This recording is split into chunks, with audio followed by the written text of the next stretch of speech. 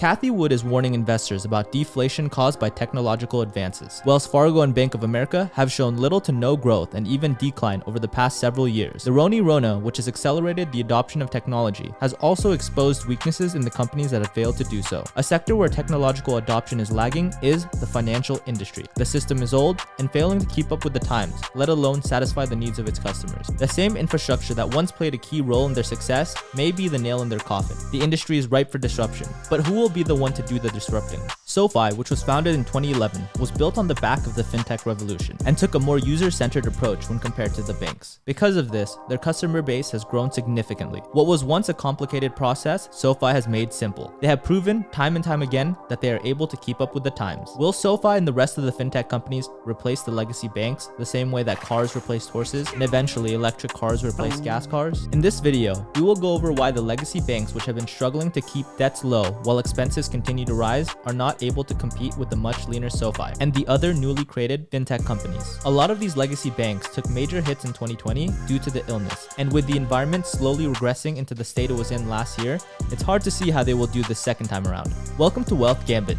On this channel, we cover the latest stock trends and research. If you like that type of content, be sure to like and subscribe for more weekly content. Also, please note that we are not financial advisors. Please do your own due diligence. Without further ado, let's get right into the video. The world is in the middle of a technological revolution. Whether you notice it or not, the illness has greatly accelerated this transition. In 2020, some of the people/businesses most affected were the ones with large brick-and-mortar stores at the heart of their business. With the greatly reduced traffic flowing in and out of their stores, what was once an asset quickly becomes a liability. This was not the case for all businesses, however. Retail e-commerce sales as a percentage of total quarterly retail sales increased significantly. In 2012, according to the estimates from the US Department of Commerce, e-commerce sales only made up around 5% of total retail sales. Over time, that number has increased, and in 2020, the number shot up to 14% of total retail sales being made online. That is around a 3x from where it was in 2012, and it does not appear to be slowing down, with that growth carrying over into 2021. The Census Bureau of the Department of Commerce reported their estimates of US retail e-commerce sales for the first quarter of 2021, which came in at around $215 billion, which was an increase of 7.7% from the fourth quarter of 2020. On top of all this, OnlyFans popped off and took the industry by storm. Throughout history, fate has almost always favored the most technologically advanced. From Cortez and the conquistadors conquering the Aztecs to the US economy today, Tesla, which was created in 2003, currently has a market capitalization larger than the 9 largest competitors combined. I guess you can say Elon Musk is the modern day conquistador. This would not have been possible if it were not for their aggressive rate of innovation. The legacy automakers were too comfortable in the ways things were, and as a result, they were not willing to push the boundaries and innovate. Now, they're all sitting behind Tesla. And as it stands right now, the legacy banks seem to be looking the same way. Social Finance Inc., widely known as SoFi, is creating a huge wave of change in the financial industry and is set to bring innovative solutions to the currently dated financial industry. SoFi's massive growth over the years is the ultimate proof that the financial market wants change. Backed by an incredible management team and a great vision to take all the financial needs a person would need in their entire lifetime and put it into a one-stop shop mobile platform first, where you can borrow, save, spend, and invest. This is definitely something that traditional banks should keep an eye on. People are more than ready for this change. I was born ready! As SoFi has proven itself and achieved 113% year-over-year member growth as disclosed in its second quarter results, garnering an additional 300,000 members in just a quarter and accumulating a total of 8 consecutive quarters of accelerating year-over-year growth. The key word there, for those of you that missed it, is accelerating. With the recent Q2 2021 report, they have reached milestones even beyond their own expectations. It has solidified that people are growing tired of the current dated system and are ready to deep dive into a new era of banking. After all, one of the main reasons crypto has been so successful is because people are fed up with the current monetary system. For example, if you bought $1,000 worth of Dogecoin in January 1, 2021 and sold at its all-time high of 69 cents, that would be worth roughly $121,000 with a gain of more than 12,000%. That, ladies and gentlemen, is the power of dogs and cryptocurrency. Now imagine the power of SoFi if that 300,000 members in one quarter doubles and turns into 600,000 members. An increasing number of members means a greater number of people engaging in multiple products within the SoFi ecosystem. SoFi reports a total GAAP net revenue amounting to $231.3 million in the first half of 2021, which is a 101% increase in just 1 year. SoFi seems to be on a rampage, and it doesn't show any signs of slowing down. Instead, it is trying to speed up. Let's go to Anthony Noto for more on this. The last point I'd like to drive home today is that we continue to invest aggressively in our business to fuel compounding growth while still delivering profitability to our shareholders. This combination is not easy, but we are committed to contributing around 30% of incremental revenue to the bottom line and reinvesting the remaining 70% in bolstering our product innovation to drive decades of compounding growth. One of SoFi's major advantages against the traditional banks is that it does not have the large infrastructure that all other banks do. An excessive amount of buildings, employees, or even employees to manage all the employees. All of this, which at one time was definitely necessary to run the business, but in modern times is actually a disadvantage. Paying for this infrastructure prevents banks from giving anything remotely close to a decent interest rate on their checking/savings accounts. More expenses means a higher break-even point, meaning that if they got into a price war with a fintech company, then in theory the banks would hit a wall in how low they could drop their prices way before the fintechs would. Do you know how many commercial banks got robbed in 2019 alone? 2,160. Yeah, 2,160 banks. Any dummy with a mask and a gun can walk into Wells Fargo and rob them. But how would you be able to rob SoFi? That's right, you can't. Unless you were some type of hacker, in which case, maybe you would.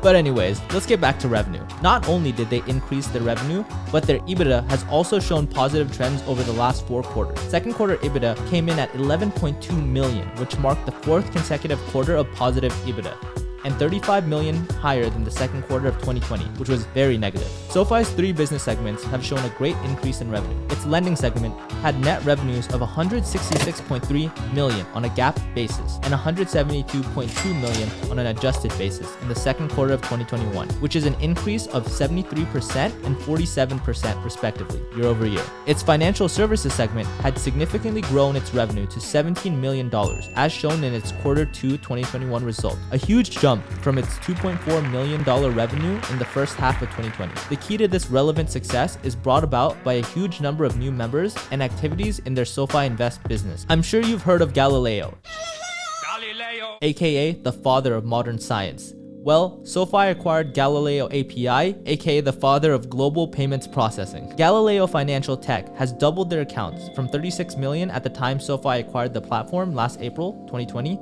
to nearly 79 million accounts at the end of the first half of 2021, garnering a total of 138% year-over-year increase amounting to 45.3 million during the first half of 2021. During their first conference call as a public entity, Anthony Noto proudly stated that today, to the best of our knowledge, SoFi is the only company providing a comprehensive solution set in one easy-to-use mobile-first digital platform. He also reiterated that other companies are talking about innovations, but SoFi is the only one actually bringing these innovations to life, basically stating that everyone is all talk, no action. Commander Noto wants all the smoke, and he isn't stopping until SoFi disrupts the entire financial industry. The great people behind SoFi don't seem to get intimidated by change and instead embrace it. As of today, SoFi's stock ranges from $15 to $17 and has actually dipped into the 14s and has a market cap of around $13 billion depending on market conditions. According to SoFi's CFO, Chris Lapointe, the company's book value is $4.5 billion. SoFi is expected to experience massive growth for the next couple of years.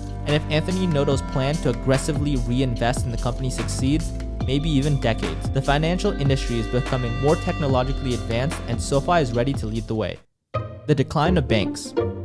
Just like everything else before technology, the traditional banks utilize a very old business model. Customers help them earn revenue by going to their brick and mortar branches, depositing their greenbacks, and voila, it's gone. Although your account still says the money is in your account, in reality, the bank has lent your money out and is now making money with your money. As much as you would like to get a big cut of it, you really can't because the banks need that money to pay for their infrastructure. But the fintechs do not, and that's how they made their way into the spotlight. And they're here not only to play, but also to disrupt the existing industry. And as Bill Gates said, banking is necessary, but banks are not. Kinda makes sense. Well, here's the thing. Fintechs are primarily operating based on the principle that the aging banks are only providing mass offerings. These traditional banks don't suck up to the individual customers just because they take pride in the profitability of their large customer base. But as far as we know, people's adoption of technology is not moving backwards, and it will take some time for these old banks to hop on the bandwagon. And if they wanted to do so, they would have to downgrade their infrastructure, which is obviously one of their disadvantages over fintechs like SoFi. Let's now move on to the figures. Some banks have been lessening their asset acquisition expansion compared to previous years. For example, Wells Fargo, from having 7.4 thousand locations in 2019, has lessened it down to 6.9 thousand in 2020. We also noted that in 2020, they have incurred an increase in assets by only 1% compared to 2019's 2% increase. Not just that, but maintaining infrastructure is another deal.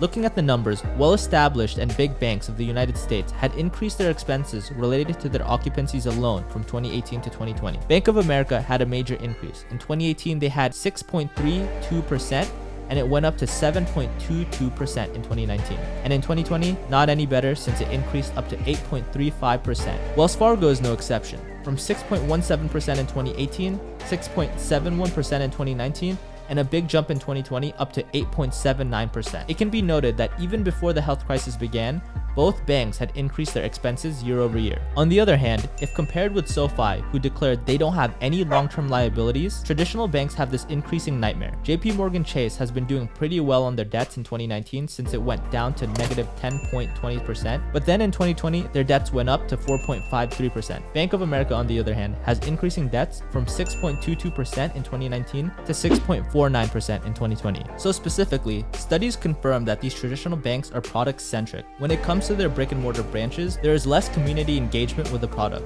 And not only that, the existing customer base they have may be an advantage for offering another line of products, but then the virtual convenience that fintechs offer attracts a wider reach of audience, causing the traditional banks to be at a disadvantage as it could incur higher customer acquisition costs. And as you can see, one of the biggest banks here, JP Chase, has been increasing their investments in technology. Well, looks like someone's trying to make some moves, huh? Hey.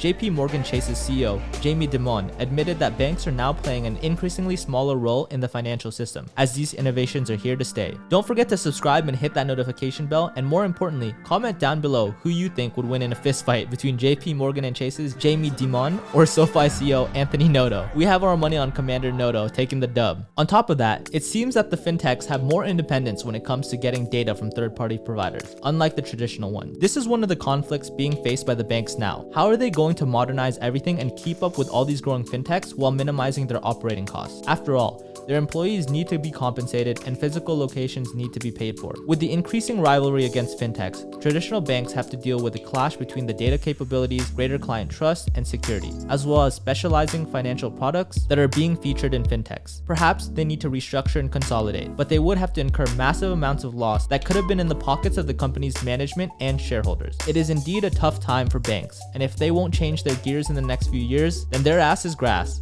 Conclusion. The traditional banks have failed to innovate. That failure gave rise to crypto and fintechs. Funny enough, a lot of fintech companies actually allow you to buy and sell crypto on their platforms, but that's besides the point. The universe has a funny way of punishing those who fail to adapt to the ever-changing environment. Darwin called this evolution. In technology, it's called innovation. Like the famous quote from Darwin states, "Adapt or get your cheeks clapped." Anyways, in the year 2021, almost all major industries have been disrupted. We here at Wealth Gambit think that the traditional banks are next. Anyways, that about wraps it up for this video, guys. Let us know in the comments below whether you agree or disagree. If you enjoyed this video, please hit that like and subscribe button, as this video took us over a week to make and it really helps our channel grow. Anyways, until next time, peace.